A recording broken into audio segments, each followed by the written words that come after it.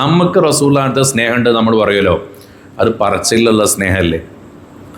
നബി സല്ലല്ലാഹു അലൈഹി വസല്ലം തങ്ങളോടുള്ള സ്നേഹം, മഹബത്ത് എന്നൊക്കെ പറഞ്ഞാൽ അതെത്രയാണ്? മദീനയിൽ നിൽക്കുന്ന സമയത്താണല്ലോ ഫാത്തിമ ഉമ്മനെ ആർക്ക് കല്യാണം കഴിപ്പിച്ചു കൊടുക്കുന്നത്? അലിയാർ തങ്ങൾക്ക് കല്യാണം കഴിപ്പിച്ചു കൊടുക്കുന്നത്. അപ്പം അലിയാർ തങ്ങൾ അന്ന് പടച്ചട്ടൊക്കെ വിറ്റ് ഒരു വീടൊക്കെ ശരിയാക്കി കൊടുത്ത് അല്പം ദൂരത്താണ് വീടുള്ളത്. അപ്പം ഫാത്തിമ ഉമ്മയ്ക്ക് എങ്ങനെ പോയാലും റസൂലുള്ളാഹിനെ കാണാതിരിക്കാൻ പറ്റൂല. നബി തങ്ങൾ എങ്ങനെയും കാണണം. ഫാത്തിമ ഉമ്മയ്ക്ക് റസൂലുള്ളാഹില്ലാതെ പറ്റൂല. നമ്മൾ ഈ പറയുന്ന പോലെ ഒന്നുമല്ല, അത് ഒരു സംഭവമാണ്. ഫാത്തിമ ഉമ്മക്ക് റസൂലുള്ളാഹിനെ കണ്ടേ പറ്റുള്ളൂ. റസൂലുള്ളാഹിക്ക് അങ്ങോട്ടും അങ്ങനെയാണ്. എവിടേക്കെങ്കിലും യാത്ര ആണെങ്കിൽ ഫാത്തിമാനൊന്ന് പോയി കാണും.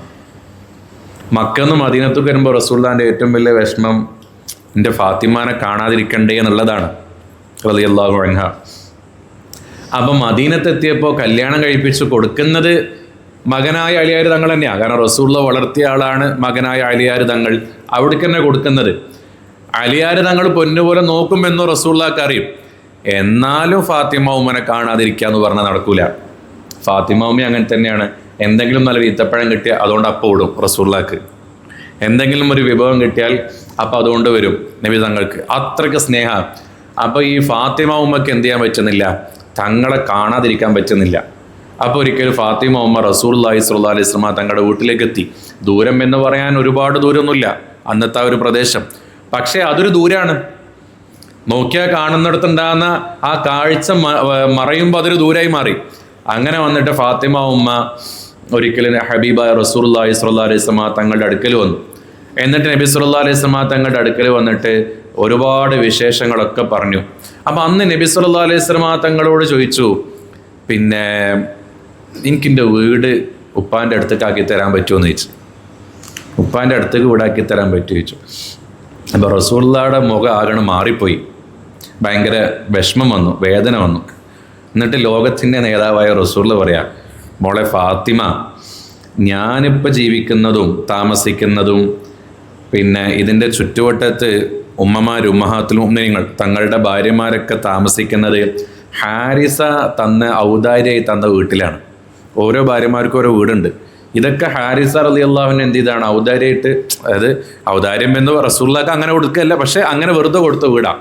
എന്തായാലും ഹാരിസ റളിയല്ലാഹു അൻഹു റസൂലുള്ളാഹി സ്വല്ലല്ലാഹു അലൈഹി വസല്ലം തങ്ങൾക്കും അവിടുത്തെ പ്രിയപ്പെട്ട ഭാര്യമാർക്കും സന്തോഷത്തോടു കൂടി കൊടുത്ത വീട്ടിലാണ് താമസിക്കുന്നത്. ഇനിയിപ്പോൾ എങ്ങനെ മോളെ ബാപ്പ നിനക്കൊരു വീട് കൂടി ഹാരിസിനോട് ചോദിക്കുക? ബാപ്പാക്ക് ലജ്ജ തോന്നുന്നുണ്ട്, എൻ്റെ മോള് ഒന്ന് ക്ഷമിക്കുമെന്ന് പറഞ്ഞു റസൂലുള്ളാഹി.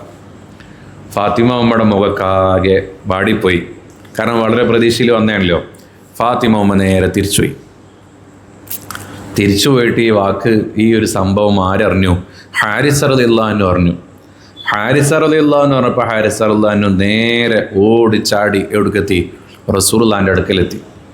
എന്നിട്ട് റസൂലുള്ളാഹിൻ്റെ അടുക്കലെത്തിയിട്ട് ഹാരിസ റളിയല്ലാഹു അൻഹു ഇങ്ങനെ തല താഴ്ത്തിയിട്ട് ചോദിക്കുക, യാ റസൂലുള്ളാഹി, അങ്ങ് എന്താണ് ഈ പറഞ്ഞത്?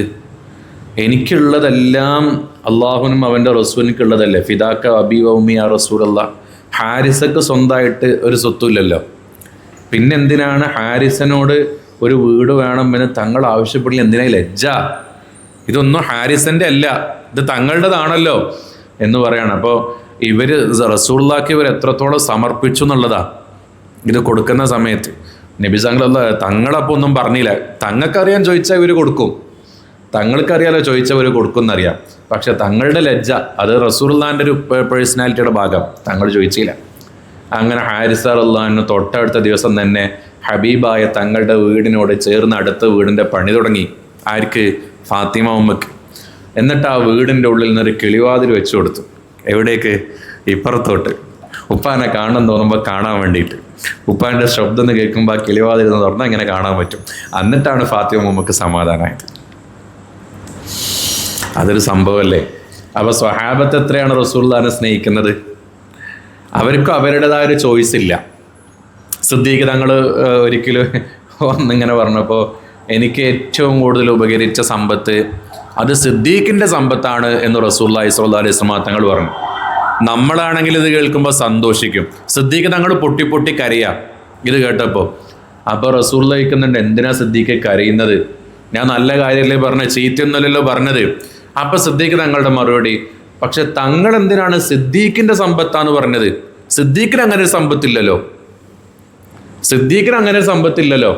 സിദ്ദീഖിന്റെ സമ്പത്ത് അങ്ങയുടെ സമ്പത്താണ്. പിന്നെ എന്തിനാണ് അങ്ങ് അവിടെ സിദ്ദീഖിന്റെ എന്ന് പറയുന്നത്? അങ്ങനെ സമ്പത്ത് സിദ്ദീഖിനില്ല. സിദ്ദീഖിന്റെ ഒക്കെ ആർക്കാണ്? അങ്ങക്കാണ്. അതാണ് ഫിദാക്ക അബി വ ഉമ്മി യാ റസൂൽ എന്ന് പറയുന്നതിന്റെ കറക്റ്റ് അർത്ഥം. അതല്ലാതെ നമ്മൾ എവിടെയെങ്കിലും ഇങ്ങനെ ഒരു സ്റ്റാറ്റസിൽ വെക്കലോ ഇതിൽ വെക്കലോ ഒന്നുമല്ല. ആ അർത്ഥത്തിലോട്ട് നമ്മൾ മാറാത്തത് കൊണ്ടാണ് നമ്മൾ എന്താവാത്തത്, ഈ രൂപത്തിൽ നിൽക്കുന്നത്. റസൂലുള്ളാഹിന്റെ ഹദീസ് പറഞ്ഞില്ല, ലാ യുഅ്മിനു അഹദുക്കും ഹത്താ അകൂന അഹബ്ബ ഇലൈഹി മിൻ വാലിദിഹി വ വലദിഹി വന്നാസി അജ്മഈൻ. ആ പറഞ്ഞതിൽ വളരെ അർത്ഥമുണ്ട്.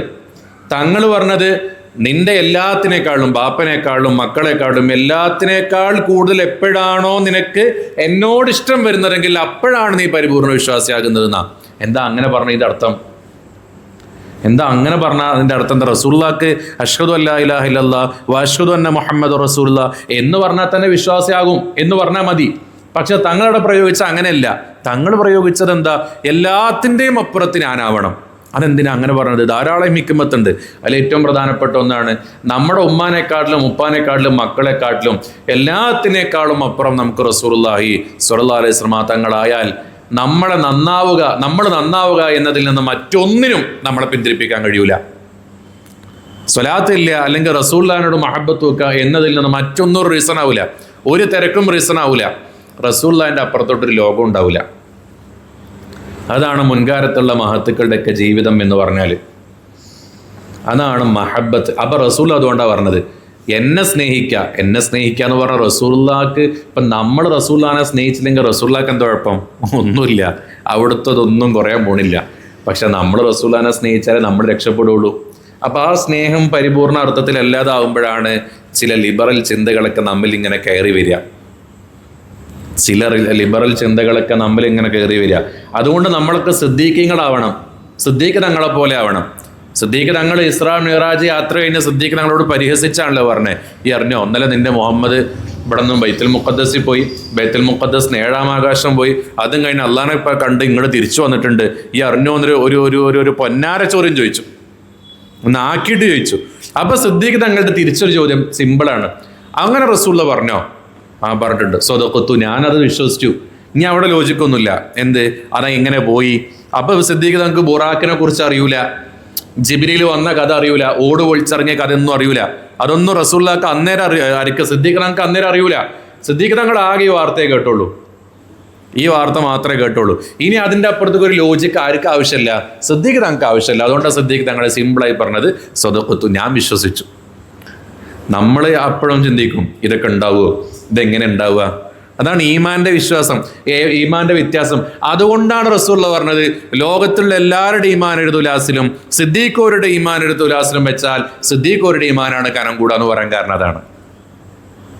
അതാ ഒരു സംഭവമാണ്. അതുകൊണ്ട് നമ്മൾ പല കാര്യങ്ങളുണ്ടാകുമ്പോൾ അതൊക്കെ ഉണ്ടാവുമോ, അതൊക്കെ ഇപ്പം എങ്ങനെ നമുക്കിങ്ങനെ ചിന്ത വരാനുള്ള കാരണം അതാ. ഇവർക്ക് സ്വഹാബത്തിന് അങ്ങനെ ചിന്ത അല്ലല്ലോ, അതൊരു സംഭവമാണ്. അല്ലാഹു തആല റസൂലുള്ളാഹിന്റെ യഥാർത്ഥ മഹബ്ബത്തുള്ള ആൾക്കാരിൽ നമ്മൾ ഉൾപ്പെടുത്തി അനുഗ്രഹിക്കുമാറാകട്ടെ. അപ്പം അതുകൊണ്ട് ജീവിതത്തിൽ നമ്മളുടെ ഒരു ലക്ഷ്യം തന്നെ എന്താവണം? നബി സല്ലല്ലാഹു അലൈഹി വസല്ലമ തങ്ങളാകണം. അത് തങ്ങളായി മാറുമ്പോൾ നമ്മളറിയാതെ നമ്മുടെ ശ്വാസം വരെ റസൂലുള്ളാഹി സ്വല്ലല്ലാഹു അലൈഹി വസല്ലമ തങ്ങളായി മാറും. ഒരു സെക്കൻഡ് സമയം കിട്ടുമ്പോൾ തങ്ങളെ പഠിക്കാൻ നോക്കും, നമ്മൾ സ്വലാത്തെല്ലാം നോക്കും, തങ്ങളെക്കുറിച്ച് കേൾക്കുന്ന കാര്യങ്ങളൊക്കെ പകർത്തും.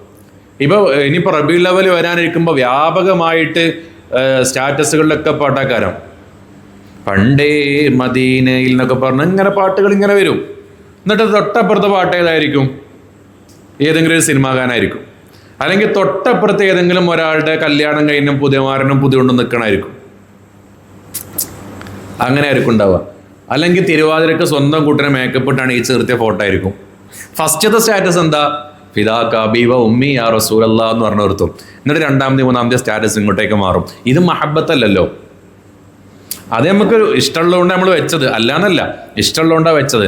പക്ഷെ റസൂലുള്ളാഹി സ്വല്ലല്ലാഹു അലൈഹി വസല്ലം തങ്ങൾ പറഞ്ഞ ലാ യുഅ്മിനു അഹദുക്കും അതായോ എന്നുള്ളൊരു ചോദ്യമാണ്. എല്ലാത്തിൻ്റെയും അപ്പുറത്തുള്ള സ്നേഹം ആയോ എന്നത് അവിടെ ഒരു ഭയങ്കര ചോദ്യമാണ്. അങ്ങനത്തെ ഒരു സ്നേഹം നമുക്ക് റസൂലുള്ളാഹിനോട് വന്നാൽ പിന്നെ നമ്മുടെ സ്റ്റാറ്റസിൽ ഒരു കാര്യവും ഒന്നും ഓർമ്മപ്പെടുത്തൂല. ഇത് പുതിയ കാലത്ത് ഇല്ലാണ്ടായപ്പോഴാണ് എന്ത് വന്നത്? ഈ രൂപത്തിലുള്ള കുറേ ചർച്ചകളൊക്കെ വന്നത്. പണ്ഡിതന്മാർക്ക് മതം പറയാൻ പറ്റാത്ത അവസ്ഥ വന്നത്. ലിബറൽ ചിന്തകൾ കയറി കയറി കയറി മനുഷ്യൻ ഇങ്ങനെ ഭ്രാന്തനായി പോവുക. അതുകൊണ്ടാണ് പല കാര്യങ്ങളും ഞാനിപ്പോൾ ആവശ്യം ലിബറലിസത്തിലോട്ട് കൂടുതൽ ഇങ്ങനെ കടക്കുകയല്ല. അപ്പം ആ മഹബത്തിൻ്റെ അടരുകൾ നമ്മുടെ ഹൃദയത്തിൽ നിന്ന് നാമ്പിടണം, ഹൃദയത്തിൽ നിന്ന് മുളക്കണം. അല്ലാതെ അതിങ്ങനെ നമ്മളിങ്ങനെ എവിടെയെങ്കിലും ഇങ്ങനെ വെക്കേണ്ട സംഭവമല്ല. അങ്ങനെ ഇരിക്കുന്ന സമയത്ത് ഹബീബായ തങ്ങളെ കണ്ടില്ലെങ്കിൽ നമുക്ക് ഉറക്കം വരൂല. റസൂലുള്ളാഹിനെ കണ്ടില്ലെങ്കിൽ നമുക്ക് ഉറക്കം വരില്ല. അപ്പം കാണണം. അപ്പം നമ്മൾ കാണാനുള്ള വഴികളെ കുറിച്ച് ആലോചിക്കും. അപ്പം നമ്മൾ നന്നാവും. അത് ഞാൻ മുമ്പ് നിങ്ങളുടെ അടുത്ത് പറഞ്ഞിട്ടുണ്ട്. നരകത്തിൽ എന്തായാലും തെറ്റ് ചെയ്ത ഒരാളെ കടത്തൂല. അത് നരകത്തിൽ അല്ലാഹു തആല റസൂലുള്ളാഹിക്ക് കൊടുത്തുന്നൊരു പവറാണ്. എന്നതുപോലെ റസൂൽ നമ്മുടെ കൽബിലോട്ട് വരണമെന്നുണ്ടെങ്കിൽ നമ്മുടെ കൽബ് അതിന് പറ്റുന്ന കൽബാവണല്ലോ. അത്രയ്ക്കും നബിതങ്ങളെ കുറിച്ച് നമ്മൾ ഏത് വാക്ക് ഉപയോഗിക്കുക? അങ്ങനെ വാക്കില്ല. അങ്ങനത്തെ തങ്ങളെ നമ്മുടെ കൽബിലേക്ക് വരെ നമ്മുടെ കൽബ് നന്നാവണം.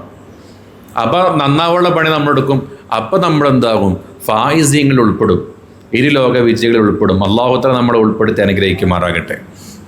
അതുകൊണ്ടാണ് തങ്ങളെക്കുറിച്ച് പഠിക്കുക, അതിന് സമയം കണ്ടെത്തുക. സമയമില്ല എന്നൊരിക്കലും നമ്മൾ പറയാൻ പാടില്ല. എവിടെ നിന്നൊക്കെ തങ്ങളെക്കുറിച്ച് കേൾക്കാൻ പറ്റുമോ അവിടെ നിന്നൊക്കെ കേൾക്കണം. പക്ഷേ സുന്നത്തെ ജമാഅത്തിൻ്റെ ആശയങ്ങൾ അല്ലാത്ത സ്ഥലങ്ങളിൽ നിന്ന് തങ്ങളെക്കുറിച്ച് കേൾക്കാൻ പാടില്ല. കഴിഞ്ഞ ക്ലാസ്സിൽ ഞാൻ തങ്ങളുടെ ഉമ്മാനും ഉപ്പാനും കുറിച്ച് പറഞ്ഞിരുന്നു. അവർ നരകത്തിലാണെന്ന് പറയുന്നത് അങ്ങനെയല്ല എന്ന് ഞാൻ സമർത്ഥിച്ചിരുന്നു കഴിഞ്ഞ ക്ലാസ്സിൽ. അപ്പം അങ്ങനെ നമുക്ക് കിട്ടാവുന്ന സുന്നത്തെ ജമാഅത്തിൻ്റെതായ ഒരു അപ്പം ഒന്ന് ആലോചിച്ച് നോക്കി, എത്ര ഗ്രന്ഥങ്ങളാ റസൂലുള്ളാഹിനെ കുറിച്ച്, എത്ര ഗ്രന്ഥങ്ങളാ തങ്ങളെക്കുറിച്ച് എഴുതിയിരിക്കണത്. ഇതൊന്നും എഴുതി തീരുന്നില്ല. ഇപ്പോഴും പുതിയത് ഇറങ്ങിക്കൊണ്ടിരിക്കുന്നു, എഴുതിക്കൊണ്ടേയിരിക്കുന്നു. പറഞ്ഞ് തീരുന്നില്ല. എത്ര ഉസ്താദന്മാർ എത്ര കൊല്ലം വാഴ പറയാൻ തുടങ്ങിയിട്ട് ഇപ്പോഴും ഇത് തീർന്നില്ല.